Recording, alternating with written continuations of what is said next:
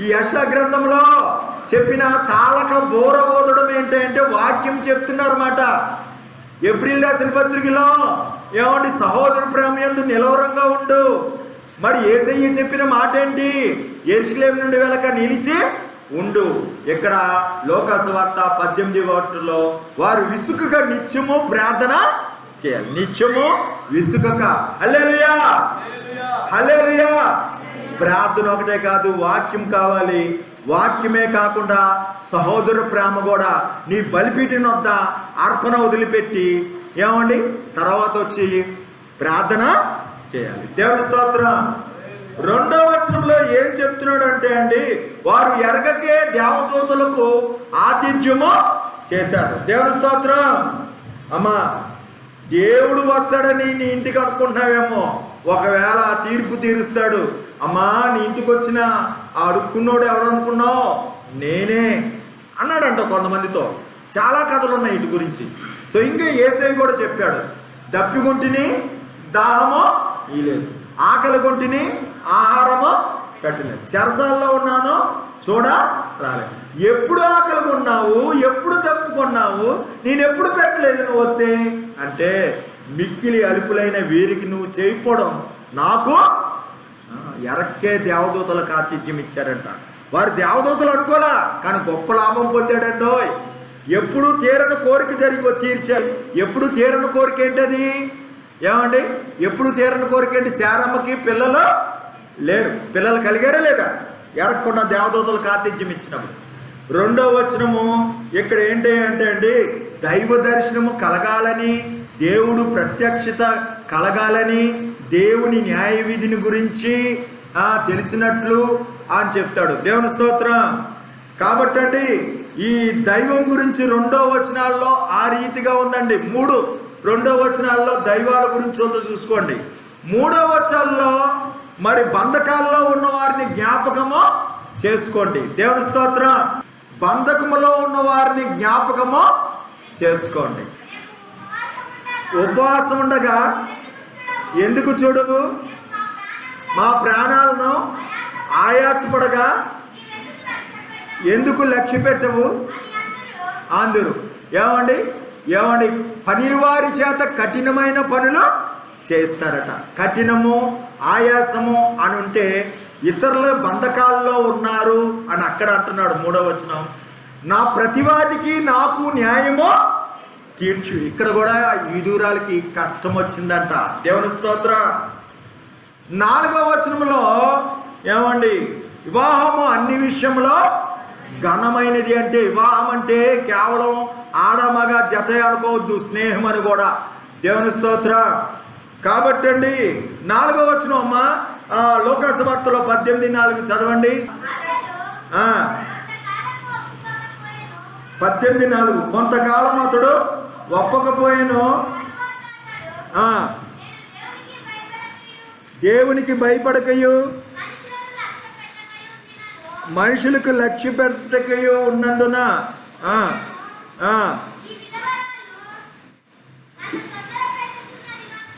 దేవుని స్తోత్రం. ఇతరులతో ఎలా ఉంటున్నావు?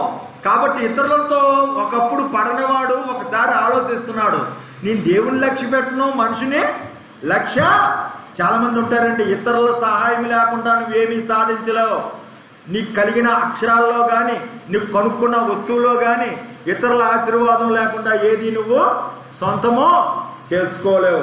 ఇక్కడ అంటున్నాడండి, మీ పనివారి చేత కఠినమైన పనులు చేస్తారు, కలహపడచ్చు, ఏమండి వివాదం చేయొచ్చు, అన్యాయంగా బుద్ధిలాడచ్చు, ఉపవాసము. ఏమంటే సహోదరులతో సమాధానం పడతారా? ఇక్కడ సహోదరులతో బంధం ఏమిటి అనేది 4వ వచనం. 5వ వచనంలో తృప్తి అండి, ధనాపేక్ష లేక కలిగిన వాటితో తృప్తులై ఉండుడి. కుదురుపరుచుకోవాలి మనసును. సంతుష్టి సహితమైన దైవభక్తి గొప్ప లాభ సాధనం. అంటే అట్టి ఉపవాసం నాకు అనుకూలమా, నేను సంతృప్తి చెందను అని 5వ వచనంలో ఇక్కడ ఉపవాసం మీద అసంతృప్తిని వ్యక్తపరుస్తున్నాడు. తృప్తి ఎలాగూ కలుగుద్దో 6-7లో చెప్తున్నాడు. ఇక్కడ మనసు కుదురుపరుచుకున్నాడు, ఆమెకి నేను న్యాయము తీరుస్తానని చెప్తున్నాడు. నేను నీకు భయపడకము, నీకు తోడుగా ఉంటాను, నీకు సహాయం చేయవాడును నేనే అని 6వ వచనంలో సహాయం గురించి చెప్తే, యెషయా గ్రంథంలో కాడిమాను మోకులు ఇప్పుడియు బాధింపబడిన వారిని ఇడిపించియు ప్రతి కాడిని విరగొట్టియు నేను ఏర్పరచుకున్న ఇతరులకు సహాయం చేయాలి. దేవుని స్తోత్రం. ఇక్కడ 6వ వచనంలో ఉంది, ఆ యొక్క న్యాయాధిపతి చెప్పినది వినుడి, అది మనకు సహకారము చేస్తుంది అని చెప్తున్నాడండి. దేవుని స్తోత్రం. 7వ వచనంలో ఏముందంటే అండి, ఆహారము ఆకలి గని వారికి పెట్టుటయు నీ రక్త సంబంధికి ముఖము తిప్పుకుంటుటయు దిక్కుమాలిన బేదలకు నీ ఇంట చేర్చుకునిటయు. దేవుని స్తోత్రం. ఇక్కడ 7వ వచనము అంటున్నాడమ్మా, ఏమంటున్నాడు 7వ వచనము? ఎబ్రీలు రాసిన పత్రికలో, దేవుని స్తోత్రం, మీకు దేవుని వాక్యం బోధించి మీ పై నాయకులుగా ఉన్న వారిని జ్ఞాపకము చేసుకొని వారి ప్రవర్తన ఫలము. ఇక్కడ ఎవరు? రక్తన సంబంధి. ఇక్కడ మీరు దేవుని నాయకులు, దేవుని ప్రవక్తలు, మీ నాయకులు దేవుని సంబంధం ఏంటో 7వ వచనాల్లో ఉందండి. దేవుని స్తోత్రం. అలాగే లోకా సువార్తలో 18వ వచనంలో, నేనే చదివేస్తాను, మీకు లేట్ అవుతుంది. దేవుని స్తోత్రం. అనుకున్నాం కాబట్టి ముగించాలి ఆ రీతిగానే. 7వ వచనంలో అంటున్నాడు, 7వ వచనంలో లోకా సువార్తలో ఏమండి, దేవుడు తాను ఏర్పరచుకున్న వారి మొర ఆలకించడా? తాను ఏర్పరచుకున్న వారు, ఇక్కడ ఏర్పరచబడిన వారు ఎవరు? ప్రవక్తలు, మీ పై నాయకులు, మీ రక్త సంబంధి అనేది 7వ వచనం. మీ రక్త సంబంధి, మీ పై నాయకులు, దేవుని ప్రవక్తలు, తాను ఏర్పరచుకున్నవారు. 8వ వచనంలో ఉంది ఏమండి, 8వ వచనంలో ఏమనుందంటే, యేసుక్రీస్తు నిన్న నేడు ఏకరీతిగా ఉన్నాడు. ఉనికి అండి. దేవుని స్తోత్రం. ఇక్కడ 8వ వచనంలో ఉనికి ఏంటంటే, ఆయన నీ ముందర ఉంటాడు, వెనకటి భాగంలో కూడా ఉంటాడు. ఇక్కడ 8వ వచనంలో భూమి మీద విశ్వాసము కనుగొందునా అంటున్నాడు. భూమి మీద విశ్వాసము కనుగొందునా. కానీ యేసుక్రీస్తు నిన్న నేడు ఏకరీతిగా ఉన్నాడు. ఆయన నీ ముందు ఉంటాడు, వెనక ఉంటాడు అని 8వ వచనాల్లో ఉంటే, తామే నీతిమంతులం అనుకున్న కొందరు అని చెబుతూ అని 9వ వచనం చెప్పి వేలిపెట్టి తిరస్కరించి అంటున్నాడు. వేలిపెట్టి తిరస్కారం అన్నప్పుడు అక్కడ ఏమన్నాడు? 9వ వచనంలో తామే నీతిమంతులమని చెప్పుకున్న కొంతమంది. దేవుని స్తోత్రం. ఇక్కడ 9 మంది. 9వది అన్ని బాధల చేత తిప్పబడకుడి. అన్య అంటే ఇక్కడ తునీకరించడమే. దేవుని స్తోత్రం. మరి ఆళ్ళిది ఈళ్ళిది అని తునీకరం బట్టి కాదు, ఇతరుల మీద కృప చూపాలి. కృపను బట్టే హృదయమును స్థిరపరచుకునుట మంచిది. 10వ వచనంలో ఏమంటున్నాడా అండి, బలిపీఠం యొద్ద వాటిని మీరు తినడానికి మీకు అధికారము లేదు. బలిపీఠం దగ్గరికి వీళ్ళు వచ్చారు, ఇద్దరు ప్రార్థన చేయుటకు ఇద్దరు వచ్చారు. కోరిక అనేది 10వ వచనాల్లో అండి. మీరు ఆశించింది ఇతరులకి పెట్టాలి. దేవుని స్తోత్రం. ఆశతో వచ్చారు బలిపీఠం దగ్గరికి. ఎవరు? సుంకరి పరిసయ్యుడు. ఈ బలిపీఠం దగ్గర మరి ఏ అధికారం ఉంటుంది? దేవుని స్తోత్రం. 11వ వచనంలో అంటున్నాడండి, 14 వచనాలే ముగిస్తాను. 11వ వచనంలో అంటున్నాడు, దేవుని స్తోత్రం, పరిశుద్ధ స్థలంలో ప్రధాన యాజకుడు తేబడినో జంతువులు ఏమంటే పరిశుద్ధపరచడం. దేవుని స్తోత్రం. అందు గురించి అంటున్నాడు పరిసయ్యుడు 11వ వచనంలో, నేను దొంగను కాదు, వ్యభిచారిని కాదు, నరహంతకుడు కాదు అని చెప్తున్నాడు. మరి 12వ వచనంలో ఏం చెప్తున్నాడు అంటే, దశంభాగము ఇస్తున్నాను, వారానికి 2 మార్లు ఉపవాసము ఇస్తున్నాను.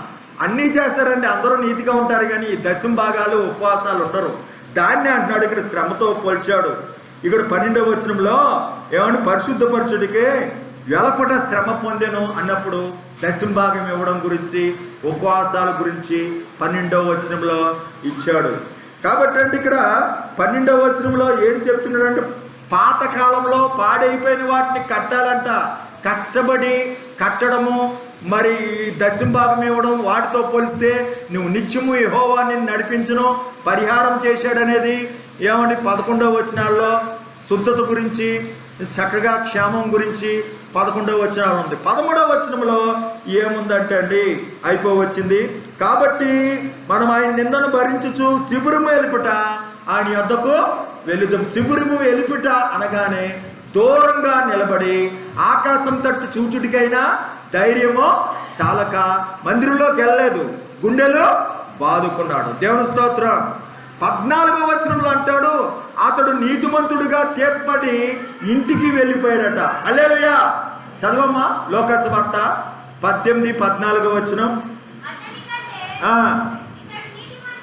నీతిమంతుడిగా తీర్చబడి తన ఇంటికి వెళ్ళాను. హల్లెలూయా. ఇక్కడ ఇంటి గురించి ఎందుకు రాశాడంటే పరలోకం వెళ్ళాడని. ఇక్కడ 14వ వచనం ఏముందంటే నిలవరైన పట్టణం మనకి ఇక్కడ లేదు. చూసుకోండి, టాలీ అయింది. అతడు ఇంటికి వెళ్ళాడు, అక్కడ ఉంది ఇల్లు. దేవుని స్తోత్రం. ఇక్కడ పట్టణముకు కాదు. దేవుని స్తోత్రం. అక్కడ ఈ 14లో ఏమంటాడంటే, నేను ఉన్నత స్థలమునికి ఎక్కిస్తాను, నేను యెహోవా స్వాస్థ్యము నీకు ఇస్తాను. దేవుని స్తోత్రం. అర్థమైందండి. స్వాస్థ్యాన్ని ఇస్తాను. ఆయన ఇంటికి వెళ్ళిపోయాడు. ఏం చేస్తున్నాడు? నిలవరైన పట్టణంకి ఇక్కడ లేదు, నేను ఆనందింపజేస్తాను అన్నది ఎక్కడ ఉంది? 13వ వచనంలో. ఏమండి, పాపినైన నన్ను కరుణించండి అంటే దేవుణ్ణి సమీపించాడనమాట అండి 13వ వచనాల్లో. ఏమండి, మరి ఆ రీతిగా శిబిరం వెలిపట ఆయనతో పాటు ఉండటానికి అని చెప్తే పాపినైన నన్ను కరుణించని దూరంగా ఉండి ఆయన చేరాడు. మరి ఆయనతో కూడా మనం ఏమండి విశ్రాంతి దినాన్న పండుగగా వేడుకగా ఘనంగా ఆచరించాలి. దేవుని స్తోత్రం.